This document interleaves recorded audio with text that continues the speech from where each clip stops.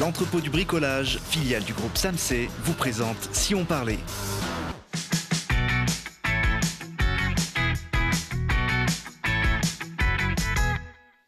Parce que c'est important de regarder aussi ce qui se passe près de chez nous. Télé Grenoble vous donne la parole tous les jours, du lundi au vendredi à 18h15, 20h15 et 23h15. Aujourd'hui, avec nos invités, on va surfer au milieu des montagnes, s'émerveiller sous le plus petit chapiteau de France et s'intéresser au parcours de Gloria, Miss Floride 1952. Et pour parler de ces sujets, je reçois Laurence Perrin, romancière, auteure de Ma chérie. Bonjour Laurence. Bonjour. Alors Miss Floride, c'est vous, en tout cas c'est votre personnage. Oui, c'est pas moi, hein. Non, je vous confirme. En 1952, bon, on en parlera dans quelques minutes avec vous. Ça vient de sortir chez Calman Levy. Un couple également avec nous ce soir, Anthony et Charlotte Piédon. Bonjour à tous les deux. Bonjour. Unis dans la vie comme sur scène. Le cirque Piédon fait étape en ce moment en Isère. Et on découvrira votre univers un petit peu particulier. Et puis, dernier invité de cette émission, Richard Amaury. Bonjour. Bonjour. Gérant de la base nautique Exo 38, qui est située dans la vallée du Grésivaudan.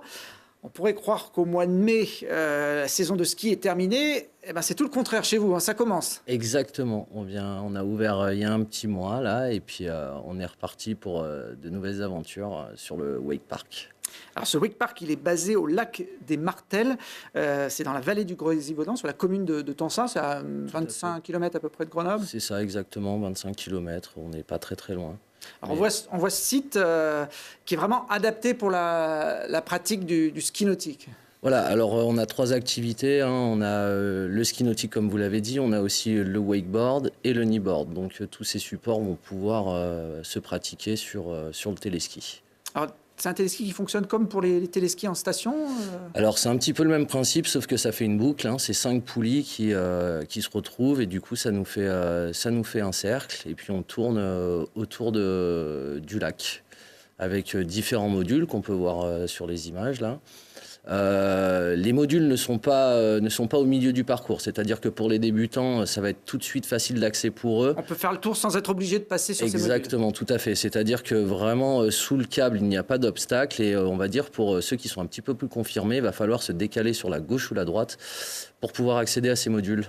Alors l'avantage, c'est aussi que ça réduit les coûts, j'imagine, par rapport à la pratique du ski nautique derrière un bateau ou un peu plus d'infrastructures. Voilà, tout à fait. On peut déjà surtout accueillir beaucoup plus de monde, hein, une trentaine de personnes, on va dire, sur un ponton rempli qui tourne, on va dire, sur la journée. Donc c'est en flux constant. Donc ça change. Et surtout, on peut accueillir que ce soit des débutants ou même des plus confirmés. C'est plus facile d'apprendre le ski nautique avec ce type d'infrastructure que... Alors, plus facile, c'est-à-dire qu'on peut s'adapter. On peut s'adapter surtout pour les débutants, pour les jeunes enfants. On peut réduire la vitesse du câble, donc il rendra beaucoup plus accessible, ou l'augmenter selon le niveau des personnes de leur niveau technique. Donc, ça reste physique hein, quand même, c'est une activité... C'est relativement physique. Effectivement. Des bras un petit peu aguerris. Après 1 heure, généralement, on est bien fatigué pour ceux qui débutent l'activité. Après, très rapidement, pour les habitués, il en faut un petit peu plus, mais ça reste très, très physique. Ouais. Bon, ça fait 8 ans que vous êtes installé sur ce lac dans la vallée du Grésivaudan pour proposer cette activité. La nouveauté 2019, c'est qu'on va pouvoir faire du surf. C'est vrai, voilà. On a une nouvelle structure, un prototype. Donc, c'est une vague statique. À Goncelin, il y en avait une sur l'Isère. Ça a été un peu reconstitué en mode artificiel sur un lac. Donc, on va pouvoir surfer sur Tencin. Là, voilà cette vague, cette structure qui permet de faire une vague. Comment ça marche? Elle vient d'où l'eau Alors, l'eau, c'est 4 pompes en fait, qui vont nous faire monter l'eau dans le bateau. Le bateau, c'est la structure blanche qu'on voit aux alentours et qui vont laisser tomber l'eau sur cette rampe qu'on peut voir là. En gros, l'eau descend à une certaine vitesse. En arrivant en bas, va ralentir et c'est ce qui va faire que ça crée la vague, cette vague statique. Donc on a l'impression de surfer, enfin on surfe, mais sans se déplacer. Tout à fait, sans se déplacer. Le gros avantage de cette vague, c'est qu'on peut vraiment la moduler, donc faire une petite vague ou la montée ou faire augmenter la hauteur de vague. Et du coup, pareil, très très accessible, que ce soit pour les débutants ou pour les confirmés. Donc même quelqu'un qui a jamais fait de surf peut venir sur Voilà, cette vague. exactement. On va enlever tous les côtés un petit peu difficiles du surf, c'est-à-dire nager jusqu'au pic, faire des take-off, Attendre la vague aussi. Voilà, attendre la vague, ramer. Là, on leur donne la possibilité d'avoir le concentré et vraiment le plus facile. Alors vous nous avez amené une planche. C'est des planches particulières pour ce type de vague ou c'est les mêmes qu'on utilise l'été sur la mer? Ça, c'est pour l'activité du wakeboard. Ça, c'est une planche de wakeboard. pour le téléski. Pour le téléski, voilà, tout à fait. Après, pour la vague, on aura des planches qui ressemblent complètement aux planches de surf classiques, un petit peu plus courtes. Voilà. Alors la vague est en fonctionnement depuis quelques semaines. C'est un gros investissement. Je crois que vous avez investi près de 800 000 euros pour voilà, l'équipement. c'est ça. Quelle clientèle vous visez? Là, on voit qu'il y en a qui sont déjà bien à l'aise sur Effectivement. sur leur planche.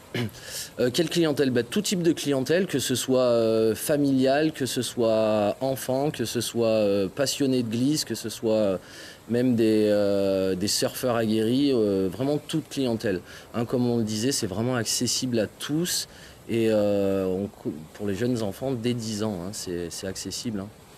Il faut la combinaison, vous prêtez le matériel, Alors la oui, planche. on prête le matériel, la planche est compris dedans. La combi, ça sera une location supplémentaire. Et voilà. Ça donne envie, vu comme ça. Enfin, je ne sais pas si vous êtes adepte des sports aquatiques.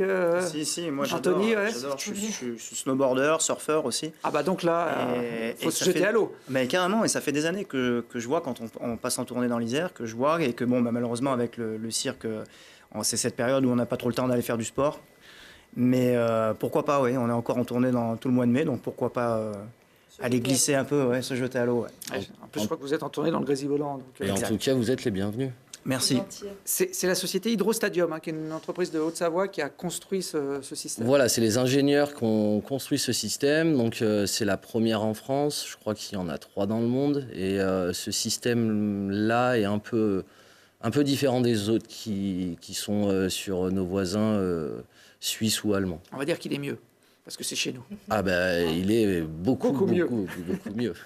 Et pour rassurer Laurence, parce que je suis sûr qu'elle a envie d'essayer, mais elle se demande... Oh là oui, elle se demande, Laurence, vous doutez même pas. Qu'est-ce qui se passe en cas de chute Alors en cas de chute, on part tout de suite dans la vague avec ces gilets. Vous avez vu sur la vidéo, équipés ça flotte. de gilets. Ça flotte tout de suite. Et sur les bords, on a 2 grands pontons qui nous permettent tout de suite d'aller récupérer la vague. Donc pas de risque de se blesser. Absolument pas. Laurence. C'est tout en sécurité. Je reste dans ma baignoire, je préfère. Mais on est là pour vous assister et vous faire prendre en main la vague. Moi, il me faudrait une très très grosse assistance en fait. Je crois que ça coûte une trentaine d'euros pour 1 heure de surf. C'est ça, c'est 31 € et on peut être jusqu'à 10. Donc c'est des créneaux par heure et pour des groupes de 10 personnes. C'est ouvert tout au long de l'été, même jusqu'au début de l'automne. Il y aura d'ailleurs un rendez-vous un peu particulier du 13 au 15 septembre sur le site. Exactement. L'année dernière, on a fait un événement, un petit festival qui s'appelle le Wake and Roll. Donc c'est compétition de wakeboard pendant la journée et on clôture toutes les fins de journée avec des petits concerts de rock. Et cette année, ça sera la 2e édition. Donc voilà, il y aura du spectacle sur l'eau, comme on le voit là sur ces images, avec des champions et des figures très spectaculaires. Et puis au bord de l'eau, ça peut être, même si on n'a pas envie de se jeter à l'eau, ça peut être un endroit où on vient passer l'après-midi pour regarder les autres faire, justement. Tout à fait, sachant qu'on a un gros village partenaire qui est présent sur place, donc c'est vraiment sympa. Voilà, pour de la glisse 365 jours par an, ceux qui ont l'habitude de pratiquer ça en montagne, pendant la période estivale, on redescend sur le lac des Martels, donc à Tencin, avec la structure inaugurée par Exoloisirs cette année-là pour le surf. Moi, je ne suis pas très aquatique, mais maintenant qu'il y a des outils près de chez nous... N'hésitez pas. pour aller frimer après l'été sur la plage, on s'entraîne un peu à l'avance, c'est pas mal. Bon, Laurent, j'ai compris que c'était pas trop votre truc, les sports aquatiques. On va dire que je suis pas une physique, simplement. Voilà, non, j'ai un peu de mal avec le sport, si vous voulez. Vous êtes plutôt une cérébrale. Oui. Vous avez été journaliste en presse écrite dans un célèbre journal dauphinois pendant de nombreuses années. Et puis, vous avez décidé de continuer à écrire, mais à votre compte. Voilà. De tout plaquer pour vous lancer dans le métier d'écrivain. Voilà, j'ai tout plaqué. C'était en 2010, après 22 ans de journalisme, effectivement, où je me suis rendu compte que peut-être je m'étais un petit peu trompée de métier parce que je voulais écrire dès le départ. Mais je crois que l'écriture journalistique et surtout la manière d'être journaliste n'était pas faite pour moi. Je suis quelqu'un qui est plus dans l'observation et j'ai un peu de mal pour les interviews. Vous voyez, j'avais du mal avec ça. Donc en fait, oui, je me suis dit, je pensais que j'avais pas d'imagination, en fait. Donc je me disais qu'il fallait que je me base... les histoires des autres en tant que journaliste. Voilà. Qu'il fallait que je me base sur le réel et que je sois très cadré, 80 lignes, etc. Puis d'être dans l'actualité, ce qui me poursuit quand même toujours dans mes romans. Et puis un jour, j'ai découvert que si j'avais de l'imagination, en fait. Et puis une imagination débordante, en tout cas, qui a été saluée par la critique dès votre premier ouvrage, La drôle de vie de Zelda Zong, qui a reçu le prix de la Maison de la Presse. Quand on se lance, entre guillemets, dans une aventure comme ça, premier roman, premier prix, qui est un prix important, ça a changé la donne? On n'y comprend rien, parce qu'on se dit... en plus, le roman n'était pas encore sorti quand j'ai appris que j'aurais ce prix de Maison de la Presse. C'est un prix qui est très précieux, parce que c'est pas délivré autour d'une table dans un restaurant parisien, en fait. C'est un prix qui est voté par les maisons de la presse partout en France, des gens qui se connaissent pas entre eux, des libraires qui se connaissent pas entre eux. Il n'y a pas de collusion. Il n'y a pas d'arrangement. Ouais. Non.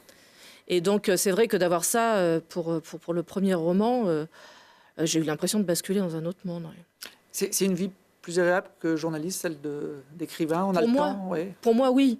Pour moi, oui, parce que je ne suis pas du genre à avoir l'excitation à me lever à 7 h du matin pour aller me lancer dans un reportage dont je ne connaissais même pas les prémices la veille.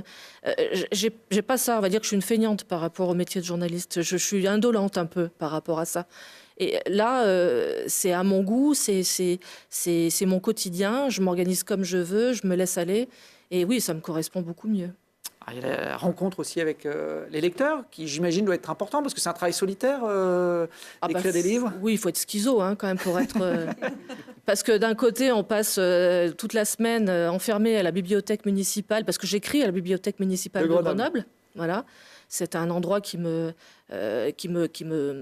porte, en fait. C'est de l'inspiration dans ces Complètement, oui, non, je suis très bien là-bas.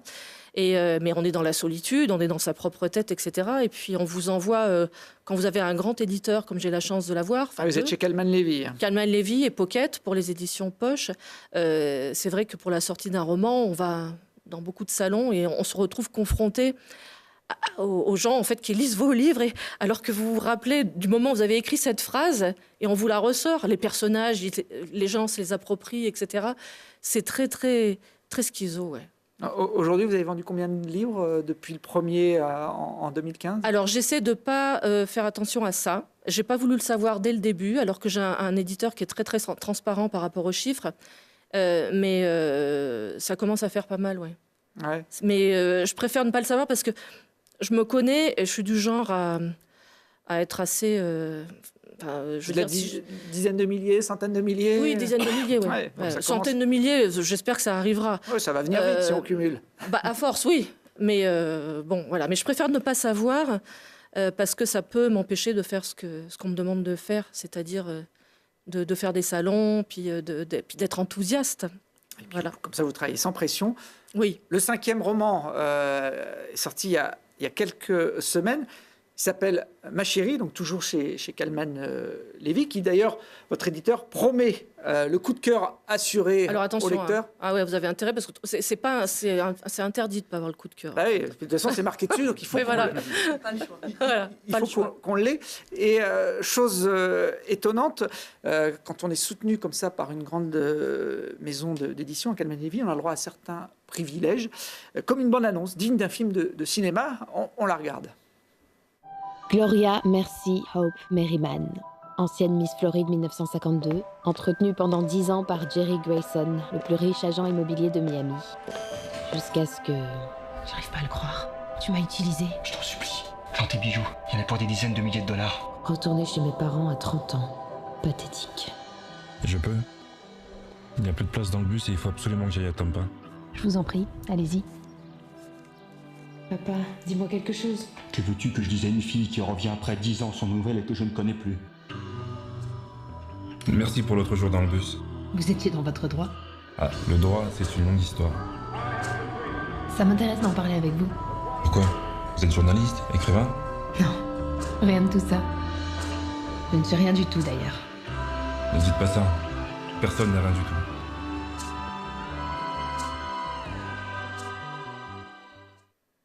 Alors quand on voit cette bande-annonce, Laurence, on a l'impression que le film est presque déjà en préparation. Hein. Ah, si seulement, si seulement. On vous a déjà contacté par rapport à vos précédents romans pour éventuellement réfléchir à des adaptations télé ou ciné? Alors là, c'est comme les ventes, en fait. C'est quelque chose dont on essaie... Enfin, moi, personnellement, j'essaie de faire abstraction. Je sais que des gens travaillent pour ça. Je sais que des livres se vendent, etc. Mais moi, j'essaie de rester dans mon couloir à moi. Et c'est vrai que oui, une adaptation au cinéma, pour moi, je suis une ancienne critique de cinéma. Hein. Donc, ça serait juste le Graal, quoi. Donc, mais je refuse de penser à ça. Voilà. Ça arrivera si ça arrive.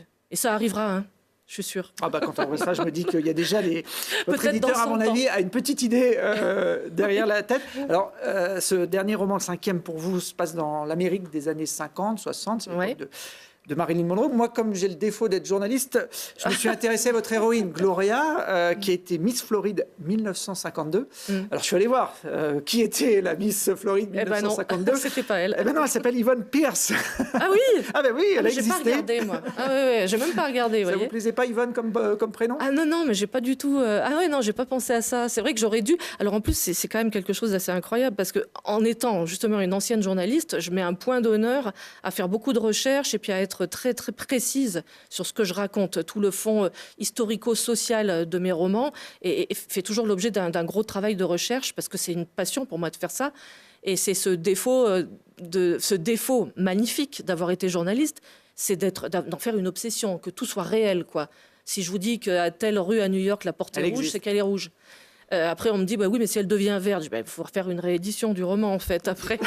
Mais voilà. Mais non, donc j'avais pas vérifié. Ah bah, vous m'apprenez quelque chose. Eh ben voilà, Yvonne. Alors c'est vrai que c'était un peu moins glamour que Gloria. Ouais. Pour incarner une poule de luxe, on peut la présenter comme ça, votre héroïne. Hein. C'est une belle indolente. Ouais. C'est une fille qui, en fait, qui ignore sa propre intelligence, qui ignore ses propres capacités à découvrir des choses, qui s'est laissée bercer pendant une dizaine d'années. Qui se fait entretenir par un riche amant. Par un riche amant qui est promoteur immobilier, qui est un peu le type qui fait un peu tout à Coral Gable. C'est un syndic là-bas, etc. Enfin, puis jusqu'au jour où effectivement on s'aperçoit que c'est un gros arnaqueur en fait. C'est un escroc, il part en prison et elle se retrouve sans rien. Ouais. Et sa vie va changer, comme la vôtre d'ailleurs, en passant de journaliste à romancier. Vous aimez bien ces changements de vie dans vos romans? Mais disons que c'est un moteur qui est intéressant pour un écrivain. Je pense qu'on a tous eu plus ou moins cette idée dans la tête, soit un moment de ras-le-bol, soit vraiment au long cours, de se dire ouais, mais un jour je fais autre chose. Bon, on le fait ou on le fait pas, mais c'est vrai que le changement de vie, c'est un chouette moteur pour un écrivain. Oui. Les autres bouquins se passaient aussi en Amérique. Il y a un lien particulier avec ce pays pour vous? Oui, bah, c'est ma culture. C'est ma culture. Je serais incapable de vous expliquer pourquoi, mais c'est vrai que je passe beaucoup de temps à New York. J'ai la chance d'avoir une de mes filles qui habite en Floride, d'où... comme je disais tout à l'heure, de tout vérifier. Donc, je peux vous dire que si les fleurs, comme ça, elles fleurissent à telle date, c'est parce que je suis allée voir. Et voilà, oui, non, j'ai un lien particulier avec la culture anglo-saxonne, oui. Vous n'êtes pas encore édité aux États-Unis Non, mais ils n'ont peut-être pas besoin de moi, en fait. Voilà, j'écris des romans qui se passent chez eux. Donc, mais encore une fois, ça fait encore partie du couloir dont je vous parlais tout à l'heure. Je m'en occupe pas. Chez Kallman, il y a plein de gens qui s'occupent de tout ça. Et j'attends, moi, les coups de fil, puis c'est tout. Bon, on verra. En tout cas, les critiques françaises sont très bonnes, hein, que ce soit le public ou ceux qui ont un peu pignon sur rue dans ce domaine vous encensent pour ce roman. Je crois tous ceux que vous avez pu écrire jusqu'à maintenant ont eu de très bonnes critiques. Le précédent, L'aile des Vierges, vous l'avez apporté là sur un plateau, vient de sortir en édition de poche. Et en plus, il a été primé il y a quelques jours. Ce matin.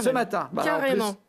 Ce matin, oui, je me suis réveillée, puis j'ai vu un post pour... en fait, il a été élu par le Grand Prix des blogueurs. Et c'est pareil, c'est comme le prix Maison de la Presse, en fait, même si ça n'a pas une importance encore aussi grande, parce que Mais, oui, ça repose sur des gens qui sont vraiment impliqués, on va dire, dans le milieu littéraire. Qui votent sans se connaître forcément, et que je ne connais pas moi-même forcément.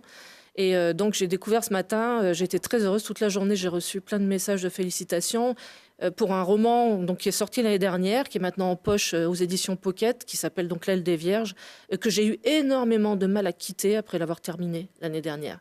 Ça a été un baby blues énorme, et comme à chaque fois. Et celui-là vraiment en particulier. Donc, je suis très heureuse. Ils sont 400 à avoir voté pour l'ensemble des romans en compétition. C'est vous qui êtes arrivé en tête des suffrages. Le prochain est déjà écrit dans les tuyaux, dans la tête, ouais. Pas écrit, mais enfin, il est en cours parce que maintenant, en plus, j'ai plus le choix. Et ça, c'est vraiment une prison dorée, j'allais dire, de plus avoir le choix pour ça, parce que Vous avez un contrat avec j'ai un contrat avec Calman Levy et Pocket pour les 3 prochains romans. Donc, c'est un roman par an jusqu'en 2022. Mais j'ai attendu tellement longtemps que l'inspiration, elle est là et je suis dessus. Ouais. Bon, ce sera aussi en Amérique Oui. Peut-être que quand j'habiterai en Amérique, j'écrirai des romans qui se passent en France. Oui, c'est très bien. Je pense qu'il faut peut-être la distance romanesque comme ça. Ça vous permettra de garder un lien ici quand vous serez invité là-bas et que Hollywood aura mis en scène les histoires de Laurence Perrin. Merci. Si vous aimez les belles histoires de famille, Laurence, celle des Piédons est pas mal. Je ne sais pas s'il y a un lien avec l'Amérique, mais en tout cas, ça fait près d'un siècle, Anthony, que votre famille développe son cirque. C'est ça, près d'un siècle. On représente la 5e génération avec mes petites sœurs. On a cette chance-là. La famille Piédon, c'était des mineurs à Saint-Chamond. Ils travaillaient à la mine, le charbon, tout ça. Et puis, ils en avaient marre. Les 4 frères Piédon sont partis à l'aventure. Ils travaillaient au tapis. Ils faisaient des acrobaties de saltimbanque au tapis, donc on appelle ça des banquistes aussi, c'est dans le dictionnaire, vous pouvez vérifier. Et puis au bout de certaines années, ils ont construit une famille, ils avaient assez de sous pour s'acheter leur première toile, qui était faite en toile de parachute. Et puis voilà, quoi, le cirque a démarré ainsi depuis 5 générations. On essaie de perpétuer. Charlotte, vous avez épousé Anthony, donc quand on épouse un Piédon, on épouse forcément le cirque. C'était un milieu que vous connaissiez Non, pas forcément, mais c'était un milieu qui m'intéressait beaucoup et un milieu que j'avais envie de faire partie aussi. Et voilà, j'ai épousé Anthony, mais j'ai épousé aussi la passion du cirque avec. Voilà. Je crois que vous avez un projet parmi les différentes palettes artistiques du cirque, c'est de marcher sur un fil. Oui, c'est en projet. Ça fait 5 années que ça me trotte dans la tête de monter un numéro de fil de fer, de devenir funambule. Et là, ça commence à prendre forme. Ce petit rêve commence à devenir réalité. Et ce qui est amusant, c'est qu'on l'a appris il n'y a pas très, très longtemps, il y a quelques mois. Son arrière-grand-mère est la première funambule à avoir traversé le Rhône avec sa grand-mère. Qui était dans la poussette. Dans la poussette. Sur le fil. Sur le fil. Sur le fil. Et du coup, j'ai appris ça il n'y a pas longtemps, donc ça me motive encore plus à rendre un petit hommage, voilà. C'est une façon de promener ses enfants sur un fil au-dessus du Rhône. C'est assez original. Alors, c'est un cirque familial avec, je le disais en petit clin d'œil, le plus petit chapiteau de France et une proximité réelle avec le public. Et on en est fiers d'être c'est la princesse Stéphanie qui nous a surnommé comme ça, le plus petit cirque du monde. Et on en est très fiers parce que justement, c'est ce qu'on cherche. On cherche pas à être le plus grand, on cherche vraiment à rester le plus petit pour rester au plus proche des gens et partager des moments d'émotion et de sincérité avec le public. Vous êtes combien dans la troupe ? Alors, en temps normal, on est 5, mais on peut monter selon les années, selon les saisons, on peut monter jusqu'à 10. Grand maximum. Avec quelques invités, là, on voyait le Claude Mathieu, oui. Qui était venu de... C'est notre cousin, oui, on l'adore, il est formidable. Il faut forcément être de la famille pour proposer un numéro ? Être de la famille ou avoir l'esprit familial, parce que justement, comme on est un petit cirque et qu'on s'entend tous très bien, on tourne à l'année ensemble, il faut le savoir, on ne s'arrête jamais, on tourne 12 mois de l'année 24 heures sur 24 tous ensemble, il faut que ça garde une cohésion. Il faut garder un esprit de famille, un esprit d'équipe et surtout pour passer des bons moments ensemble parce que bon, il y a beaucoup de mauvais moments que les gens ne voient pas hein, au-delà du spectacle qui est un excellent moment pour nous, mais après il y a beaucoup de fatigue, beaucoup de montage, de démontage, d'administratifs qui sont très compliqués comme toutes les entreprises. Mais après on a le plaisir de se retrouver avec les gens qu'on aime et partager une bonne grillade ou simplement de bons moments en famille, quoi. Bon, faut être capable de tout faire aussi, de se renouveler et de passer d'un numéro à l'autre. Il y a une polémique en ce moment sur les cirques avec les animaux de cirque. Ça vous touche, vous, oui, bien sûr. Piedon ? Bien sûr, ça nous fait du mal parce que, personnellement, au titre personnel, parce que les gens, du coup, croient beaucoup de bêtises sur Internet et au lieu de venir vérifier par eux-mêmes si les animaux sont maltraités. Vous voyez ? Après, chacun a ses idéaux, mais on n'est pas d'accord quand on dit que parce qu'on est propriétaire d'animaux de spectacle, qu'on tape nos animaux pour les éduquer. C'est complètement faux. C'est absurde. Vous avez des éléphants, si je ne m'abuse. Oui, Titus, l'éléphant, le voilà. Le voici. Alors celui-là, on le martyrise un peu. Je dois avouer. Celui-là mérite peut-être un peu plus que les autres. Alors, parmi les numéros proposés sur le spectacle 2019, Charlotte, vous êtes à la manœuvre sur un numéro de speed painting. Oui. Alors, le spécialiste du genre en speed painting s'appelle Jean-Pierre Blanchard. Hein, c'est quelqu'un qui a fait connaître cet art à travers notamment des émissions de télé. En quoi ça consiste ? Alors ça consiste en fait à peindre le visage d'une personnalité célèbre pour que le maximum de personnes puissent se reconnaître en 2-3 minutes en fait sur une toile noire vierge en fait. Le temps d'une chanson, souvent là, on le voit en train de peindre un célèbre chanteur français lors d'un show télévisé. On a l'impression que c'est du gribouillage hein, quand on regarde ça d'extérieur. Et en fait, c'est vraiment à la fin de la chanson qu'on donne les derniers coups de pinceau ou alors on peut faire le tableau à l'envers, donc on retourne le tableau et c'est là que le visage apparaît et que la magie naît. Et Blanchard, Jean-Pierre, c'est le maître, il faut savoir que c'est le maître de Charlotte. Pour moi, et c'est mon maître. C'est lui qui vous a appris cette technique. Oui. Oui, parce que j'imagine que ça ne s'apprend pas partout, non, le speed painting. Non. C'est beaucoup de travail et ce monsieur a eu la patience de m'apprendre. Vous le faites comme lui, en rythme, avec de la musique ? Oui. Alors lui, vous allez le reconnaître tout de suite. Hein. Laurence, je crois que tu l'as reconnu. Oui. Voilà, ça apparaît effectivement la dernière touche finale. Johnny Hallyday, vous en avez fait beaucoup, vous, des portraits avant d'arriver à trouver le bon format ? Oui, il y a eu pas mal d'essais. Pas mal de ratés aussi. Ouais. Surtout, mais ça, on va pas trop en parler. Hein. C'était pas mal de répétitions, pas mal de ratés, hein, il faut le dire, et pas mal d'essais sur les personnalités aussi, trouver un visage qui plaît à grand nombre et que tout le monde puisse reconnaître. Voilà, tout le monde puisse s'identifier. On s'adresse à un public familial. On s'adresse à un public familial, donc que les enfants puissent reconnaître le visage ou la chanson et que les parents ou les grands-parents qui amènent les enfants puissent reconnaître aussi. Et du coup, j'ai fait Amy Winehouse. Donc, moi, je l'ai fait parce que c'est une artiste que j'apprécie particulièrement. Donc, c'était plutôt pour un plaisir personnel. Et l'année dernière, j'ai fait Johnny Hallyday. J'étais obligée de rendre hommage. Comme le maître. J'étais obligée de rendre hommage parce qu'en plus, mon beau-père est fan de Johnny. Donc, on l'est tous. On l'est tous. Donc, j'avais pas trop le choix, en fait, de rendre hommage sur une année à Johnny. Une évidence. Ouais. Et là, maintenant, vous êtes... Cette année, je suis sur... c'est peut-être un secret, on va peut-être pas le dire. Non, on peut le dire. Oui. On rend un joli hommage à Charles Aznavour. Oui. Et on chante, puisqu'il y a beaucoup de musique au Cirque Piedon, on chante les comédiens d'Aznavour, mais on les a remplacés par les circassiens. Les circassiens ont dressé le chapiteau. Et voilà, c'est ça. Ouais, j'ai compris. Voilà. C'est vachement sympa parce que je fais le portrait d'Aznavour et toute la famille fait une petite parade. Voilà, c'est très festif. Ouais. Eh ben, c'est à découvrir jusqu'au 8 mai à Grenoble, dans le parc Mistral. C'est à 16h les représentations, les week-ends et les mercredis. Mais vous ne nous quittez pas de tout le mois de mai, puisque vous serez à Chirol du 11 au 15, au Versou dans la vallée du Grésivaudan du 17 au 19, Crolles 22-23, Alvar 25-26 et la Busse 29 et 30 mai. C'est ça. Voilà, avec tout ce temps passé dans le Grésivaudan, si vous n'arrivez pas à passer voir Richard, c'est que voilà, il y a un problème. Et puis, ma chérie, Laurence Perrin, son dernier chez Calman Levy, coup de cœur assuré. Vous pouvez croire le bandeau. Merci. Nous, on se retrouve dès demain pour d'autres aventures.